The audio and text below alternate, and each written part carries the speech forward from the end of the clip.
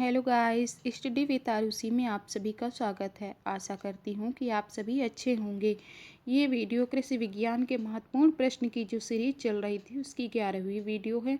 अगर आप इससे पहले की वीडियो देखना चाहते हैं तो हमारे चैनल के प्लेलिस्ट में जाकर देख सकते हैं। चलिए अपना वीडियो शुरू करते हैं। पहला क्वेश्चन है, भारत में ऑपरेशन फ्लड कार्यक्रम के जनक के रूप में किसे जाना जाता है? भारत में ऑपरेशन फ्लड कार्यक्रम के जनक के रूप में किसे जाना जाता है? ऑप्शन है doctor MS Swaminathan, doctor SR Piraunda, doctor Verghese Kurien, doctor Satish Dhawan. तो इसका आंसर है आपका डॉक्टर वर्गीस कुरियन। 1970 में भारतीय डेयरी निगम स्थापित किया गया था। कब स्थापित किया गया था? 1970 में। डेयरी निगम की स्थापना का मुख्य उद्देश्य श्वेत क्रांति अथवा ऑपरेशन फ्लड योजना को सफल बनाना था। यह योजना 3 चरणों में चलाई गई थी।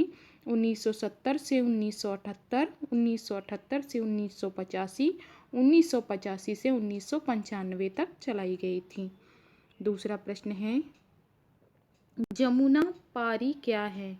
जमुना पारी क्या है? ऑप्शन है बकरी, भेड़, कुत्ता, बिल्ली। तो इसका आंसर होगा आपका बकरी। जमुना पारी बकरी की एक दुधारू नस्ल है और बकरी की अन्य दुधारू नस्ल बर्बरी, बीटल, झरकाना है तथा मांस नस्ल बकरी की ब्लैक बंगाल, कश्मीर, मालावारी तथा सिरोही हैं और ऊन के लिए पश्मीना, चेंगू, कश्मीरी हैं। तीसरा प्रश्न है, संसार में सर्वाधिक दूध उत्पादक गो नस्ल के रूप में कौन सी नस्ल सुप्रसिद्ध है? संसार में सर्वाधिक दूध उत्पादक गो नस्ल के रूप में कौन सी नस्ल सुप्रसिद्ध है? ऑप्शन है Jersey, Brown Swiss, Holstein Friesian, Guernsey. तो इसका आंसर आपका है होल्स्टीन फ्रीजियन। होल्स्टीन फ्रीजियन गायों का दूध उत्पादन विश्व में अन्य गायों की तुलना में सर्वाधिक है। इसके अलावा अन्य संसार में गाय की दुधारू नस्ल Brown Swiss, Ayrshire, Guernsey, Jersey, Red Dane है। भारत में सर्वाधिक दूध उत्पादक गो नस्ल के रूप में कौन सी नस्ल सुप्रसिद्ध है? तो इसका आंसर है आपका शाहीवाल। चौथा प्रश्न है, टॉम वर्थ किसकी नस्ल है? टॉम वर्थ किसकी नस्ल है? ऑप्शन है मुर्गी, घोड़ा, ऊंट, सुअर। तो इसका आंसर होगा आपका सुअर। टॉम वर्थ इंग्लैंड में पाई जाती है। टॉम वर्थ नस्ल इंग्लैंड में सुअर से सबसे अच्छी किस्म का मांस मिलता है। इसके अलावा सुअर की सुप्रसिद्ध विदेशी नस्लें सफ़ेद यॉर्कशायर, बर्कशायर, हैम्पशायर, हरफोर्ड आदि हैं। पांचवा प्रश्न है, भारतीय पशु चिकित्सा विज्ञान अनुसंधान अवस्थित है। भारतीय पशु चिकित्सा विज्ञान अनुसंधान कहाँ स्थित है? ऑप्शन है बरेली में, मथुरा में, करनाल में, पटना में। तो इसका आंसर आपका होगा बरेली में। भारतीय पशु चिकित्सा विज्ञान अनुसंधान संस्थान बरेली में स्थित है। छठा प्रश्न है, शहतूत रेशम का अग्रणी उत्पादक भारतीय राज्य है। शहतूत रेशम का अग्रणी उत्पादक भारतीय राज्य है। ऑप्शन है आंध्र प्रदेश, तमिलनाडु, कर्नाटक, पश्चिम बंगाल। तो इसका आंसर आपका होगा कर्नाटक। दूसरे नंबर पर आंध्र प्रदेश है, तीसरे नंबर पर असम तथा चौथे नंबर पर पश्चिम बंगाल है। भारत के कुल कपड़ा निर्यात में रेशमी वस्त्रों का हिस्सा लगभग 3.8% है। भारत के रेशमी वस्त्र उत्पादक शीर्ष राज्य क्रमशः कर्नाटक तथा असम हैं। सातवां प्रश्न है, फेलिरिस माइनर किस फसल का खरपतवार है? फेलिरिस माइनर किस फसल का खरपतवार है? ऑप्शन है धान, गेहूं, कपास, गन्ना। तो इसका आंसर होगा आपका गेहूं। गेहूं का एक मुख्य खरपतवार फेलिरिस माइनर है, जिसे आम शब्दों में क्या कहा जाता है? गेहूं का मामा। इसके अलावा सवा या सामा धान का मुख्य खरपतवार है। किसका? धान का। आठवां प्रश्न है, टिक्का रोग किस फसल में होता है? टिक्का रोग किस फसल में होता है? ऑप्शन है कपास, तंबाकू, मूंगफली, सोयाबीन। तो इसका आंसर होगा आपका मूंगफली। मूंगफली में टिक्का रोग होता है और इसके नियंत्रण के लिए क्या करना चाहिए?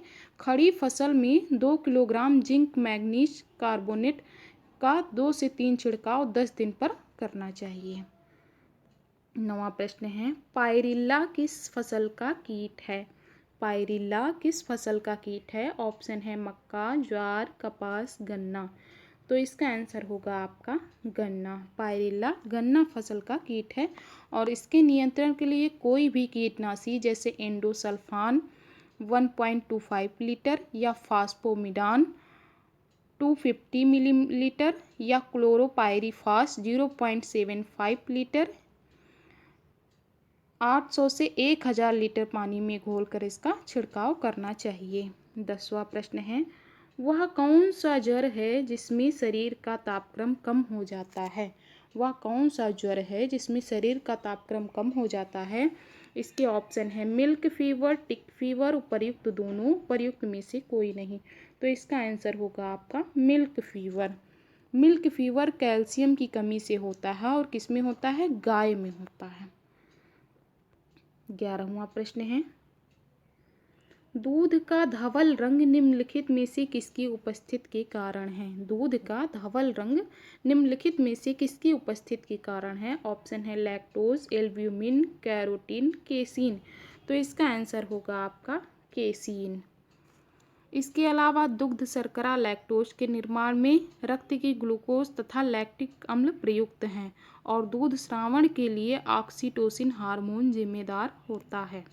12वां प्रश्न है, निम्नलिखित कीटनाशियों में कौन सा प्रतिबंधित किया जा चुका है? निम्नलिखित कीटनाशियों में कौन सा प्रतिबंधित किया जा चुका है? ऑप्शन है बीएचसी, एंडोसल्फान, रोगोर, क्लोरोपाइरीफॉस।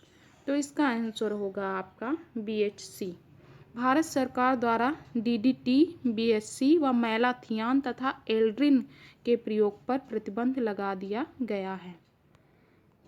13वां प्रश्न है, मैंग्रोव वनस्पति किस मृदा में पाई जाती है? मैंग्रोव वनस्पति किस मृदा में पाई जाती है? ऑप्शन है लवणीय, दलदलीय, पाड़जाल, लैटेराइट मृदा।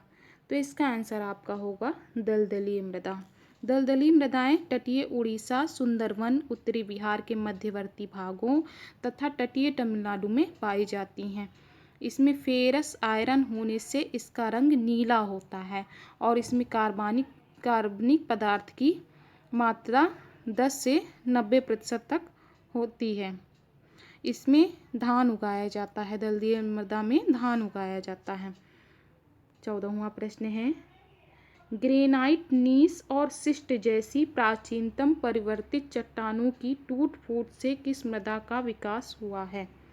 ग्रेनाइट, नीस और शिस्ट जैसी प्राचीनतम परिवर्तित चट्टानों की टूट फूट से किस मृदा का विकास हुआ है? ऑप्शन है काली मृदा, लाल मृदा, लैटेराइट मृदा, जलोढ़ मृदा। तो इसका आंसर होगा आपका लाल मृदा। यह मृदा संपूर्ण तमिलनाडु, कर्नाटक, दक्षिणी पूर्वी महाराष्ट्र, मध्य प्रदेश के पूर्वी भाग तथा उड़ीसा, छोटा नागपुर, पठार एवं बुंदेलखंड के कुछ हिस्सों में पाई जाती है। इसमें लोहे का अंश अधिक होता है किंतु जीवांश, नाइट्रोजन, फास्फोरस व चूना की कमी पाई जाती है। सिंचाई द्वारा इसमें तंबाकू, बाजरा, तीसी, गेहूं, दलहन आदि की खेती की जाती है। कौन सी मृदा में? लाल मृदा में। किसकी? तंबाकू, बाजरा, गेहूं, दलहन आदि की खेती की जाती है। 15वां प्रश्न है, उत्तर प्रदेश में किसान मित्र योजना का आरंभ हुआ था। उत्तर प्रदेश में किसान मित्र योजना का आरंभ कब हुआ था? ऑप्शन है 18 जून 2004, 18 जून 2003, 18 जून 2002 और 18 जून 2001। इसका आंसर आप सभी को हमारे कमेंट बॉक्स में देना है। इसके पहले वाले वीडियो में आपसे प्रश्न पूछा गया था कि राष्ट्रीय ऊंट अनुसंधान संस्थान कहाँ स्थित है? राष्ट्रीय ऊंट अनुसंधान संस्थान कहाँ स्थित है? ऑप्शन थे आपके जैसलमेर, बीकानेर, गंगानगर, बाड़मेर। तो इसका आंसर होगा आपका बीकानेर। राष्ट्रीय ऊंट अनुसंधान संस्थान बीकानेर में स्थित है। आज के लिए इतना ही। अगर आप सभी को मेरा ये वीडियो पसंद आया हो तो प्लीज़ मेरे चैनल को सब्सक्राइब करें, मेरी वीडियो को लाइक करें और ज़्यादा से ज़्यादा मात्रा में मेरी वीडियो को शेयर करें। मिलती हूँ अपने अगले वीडियो में, तब तक के लिए धन्यवाद।